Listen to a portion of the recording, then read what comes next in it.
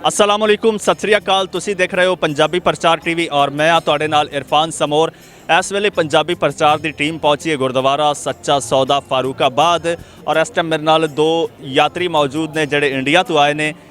इन्हों 3-4 दिन हो चुके हैं पाकिस्तान च, तो इन्हां नाल अज गलबात करने आ, देखने आ, इन्हां कोल पुछने आ, जानने आ कि इन्हां दे 3-4 दिन पाकिस्तान च कैसे गुजरे। सब तो पहला तो जी तुहानूं वेलकम पाकिस्तान ते सत श्री अकाल। थैंक यू जी, सत श्री अकाल जी। सत श्री अकाल जी। की नाम आ जी तुहाडा, कित्थों आए? मेरा नाम सतनाम कौर है, ਅਸੀਂ ਕੁਰਸ਼ੇਤਰਾ ਤੋਂ ਆਏ ਹਾਂ। कित्थों? ਕੁਰਸ਼ੇਤਰਾ ਦਿੱਲੀ ਹਰਿਆਣਾ। हरियाणा तो? हाँ जी, ਤੇ ਪੰਜਾਬੀ ਹੀ ਬੋਲਦੇ? ਪੰਜਾਬੀ ਬੋਲਦੇ ਹਾਂ ਜੀ ਬਿਲਕੁਲ। ਵਾਹ ਜੀ ਵਾਹ, ਅਸੀਂ ਸੋਚਦੇ ਸਾਂ ਕਿ ਹਰਿਆਣਾ ਵਾਲੇ ਜ਼ਰਾ ਹੋਰ ਬੋਲਦੇ ਨੇ, ਲੇਕਿਨ ਬੜੀ ਖੁਸ਼ੀ ਹੋਈ ਸੁਣ ਕੇ ਕਿ ਹਰਿਆਣਾ 'ਚ ਵੀ ਪੰਜਾਬੀ ਬੋਲੀ ਜਾਂਦੀ। ਬਿਲਕੁਲ ਜੀ ਬਿਲकुल, ਪੰਜਾਬੀ ਸਭ ਜਗ੍ਹਾ ਬੋਲੀ ਜਾਂਦੀ ਹੈ। हाँ जी, ਤੇ ਤੁਸੀਂ ਫਸਟ ਟਾਈਮ ਆਏ ਹੋ ਇੱਥੇ? First time. हाँ जी बिल्कुल, फर्स्ट टाइम आए हैं जी। ਕਿੱਦਾਂ ਪਲਾਨ ਬਣਿਆ, ਕਿੱਦਾਂ ਆਏ ਔਰ ਕੀ ਵਿਜ਼ਿਟ ਕੀਤਾ, ਕਿਹੜੇ ਗੁਰਦੁਆਰੇ ਗਏ? हाँ जी, ਤੇ ਬਹੁਤ ਟਾਈਮ ਤੋਂ ਇੱਛਾ ਹੈਗੀ ਸੀ ਗੁਰੂ ਨਾਨਕ ਪਾਤਸ਼ਾਹ ਜੀ ਦੇ ਗੁਰਦੁਆਰਾ ਸਾਹਿਬ ਦੇ ਦਰਸ਼ਨ ਕਰਨ ਦੀ, ਤੇ ਬਸ ਬਾਬਾ ਜੀ ਨੇ ਇਸ ਸਾਲ ਬੁਲਾਇਆ, ਅਸੀਂ ਆ ਗਏ ਹਾਂ। ਤੇ ਸਭ ਤੋਂ ਪਹਿਲੇ ਪੰਜਾ ਸਾਹਿਬ ਗਏ ਸੀ ਜੀ, 11th ਨੂੰ ਆ ਗਏ ਸੀ ਤੇ ਪੰਜਾ ਸਾਹਿਬ ਜੀ ਦੇ ਦਰਸ਼ਨ ਕੀਤੇ ਨੇ। ਉਸ ਤੋਂ ਬਾਅਦ ਜੀ ਨਨਕਾਣਾ ਸਾਹਿਬ ਪਹੁੰਚੇ ਹਾਂ ਜੀ। ਨਨਕਾਣਾ ਸਾਹਿਬ ਦੇ ਜਿਹੜੇ ਗੁਰਦੁਆਰੇ ਸਾਹਿਬ ਹੈਗੇ ਨੇ, 6 ਗੁਰਦੁਆਰੇ ਜੀ ਨੇ, ਉੱਥੇ ਦੇ ਦਰਸ਼ਨ ਕੀਤੇ ਹੈਗੇ ਨੇ। ਤੇ ਹੁਣ ਸੱਚਾ ਸੌਦਾ ਅੱਜ ਦਰਸ਼ਨ ਕਰਨ ਆਏ ਹਾਂ ਜੀ। ਅੱਛਾ, ਅਜੇ ਮਜ਼ੀਦ ਕਿੰਨੇ ਕੁ ਗੁਰਦੁਆਰੇ ਰਹਿੰਦੇ ਨੇ? अजय लाहौर जाना है जी, लाहौर गुरुद्वारा जाना है जी, डेरा साहब जाना है, करतारपुर साहब जाना है। हाँ जी, वो रहते ने। ਤੇ ਸਰ ਜੀ ਤੁਸੀਂ ਕੁਝ ਦੱਸੋ ਕਿ ਤੁਹਾਡੇ 3-4 ਦਿਨ ਕੈਸੇ ਗੁਜ਼ਰੇ? ਬਹੁਤ ਹੀ ਆਨੰਦ ਆਇਆ ਜੀ। ਸਾਨੂੰ ਤੇ ਕੋਈ ਫਰਕ ਨਹੀਂ ਲੱਗਿਆ ਬਾਰਡਰ ਦਾ, ਇਧਰੋਂ ਪੈਰ ਰੱਖਿਆ ਉਧਰ, ਸਾਨੂੰ ਤੇ ਇੱਕੋ ਜਿਹਾ ਲੱਗਿਆ। ਇਹ ਤੇ ਸਰਕਾਰਾਂ ਨੇ ਬਾਰਡਰ ਬਣਾ ਦਿੱਤੇ ਨੇ ਤੇ ਬਹੁਤ ਹੀ ਮਤਲਬ ਸਾਨੂੰ ਅੱਛਾ ਲੱਗਿਆ ਮਿਲ ਕੇ। ਵਰਨਾ ਕੋਈ ਭੇਦ ਨਹੀਂ ਹੈਗਾ ਦੋਵਾਂ 'ਚ, ਦੋਵੇਂ ਸਾਰੇ ਇੱਕੋ ਹੀ ਨੇ। ਬਹੁਤ ਪਿਆਰ ਕਰਦੇ ਨੇ ਸਾਰੇ ਲੋਕ ਇੱਥੋਂ ਦੇ, ਇੰਨਾ ਪਿਆਰ ਵੇਖਿਆ, ਬਹੁਤ ਜ਼ਿਆਦਾ ਪਿਆਰ ਵੇਖਿਆ ਜੀ। ਅੱਛਾ, ਤੇ ਆ 3-4 ਦਿਨ ਦੋਵੇਂ ਇਕੱਠੇ ਹੀ ਫਿਰਦੇ ਰਹੇ ਜਾਂ ਕੋਈ ਅਲੱਗ-ਅਲੱਗ ਫਿਰਨ ਦਾ ਵੀ ਮੌਕਾ?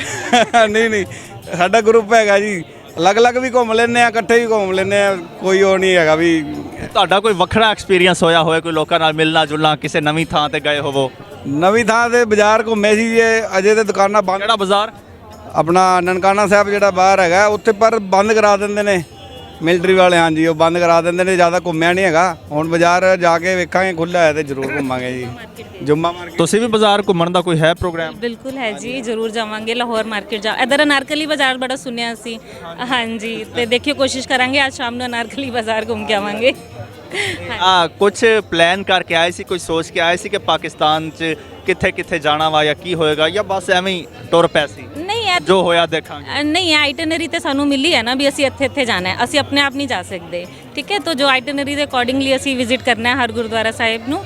ਤੇ ਬਾਕੀ ਇਹੋ ਸੋਚਿਆ ਸੀ ਮਾਰਕੀਟਸ ਘੁੰਮ ਲਾਂਗੇ ਜਿੱਥੇ ਅਲਾਉ ਕਰਨਗੇ। ਵੈਸੇ ਕੋਈ ਆਈਡੀਆ ਹੈ ਸੀ ਕਿ ਪਾਕਿਸਤਾਨ ਕਿੱਦਾਂ ਦੀ ਕੰਟਰੀ ਆ ਜਾਂ ਕਿਹੜੇ ਸ਼ਹਿਰ ਨੇ ਕੁਝ?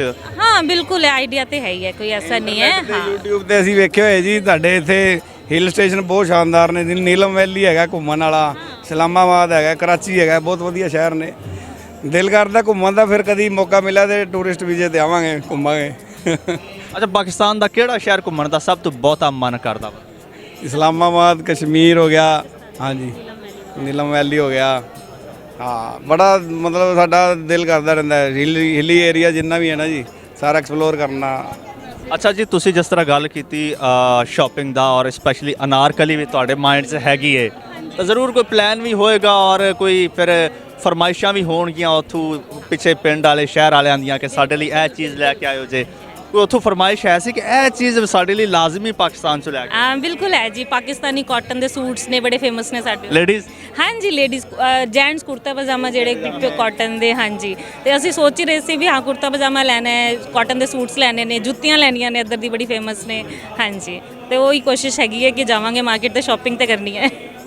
ਹਾਂਜੀ। ਅੱਛਾ, ਜਿਹੜੇ ਪੰਜਾਬ ਵਾਲੇ ਨੇ ਉਹ ਤੇ ਖੈਰ ਕਾਫੀ ਸਾਰਾ ਜਾਣਦੇ ਨੇ ਆ ਪਾਕਿਸਤਾਨੀ ਪੰਜਾਬੀਆਂ ਦੇ ਬਾਰੇ। ਤੁਸੀਂ ਹਰਿਆਣੇ ਵਾਲੇ ਕੀ ਜਾਣਦੇ ਹੋ ਪਾਕਿਸਤਾਨੀਆਂ ਦੇ ਬਾਰੇ 'ਚ?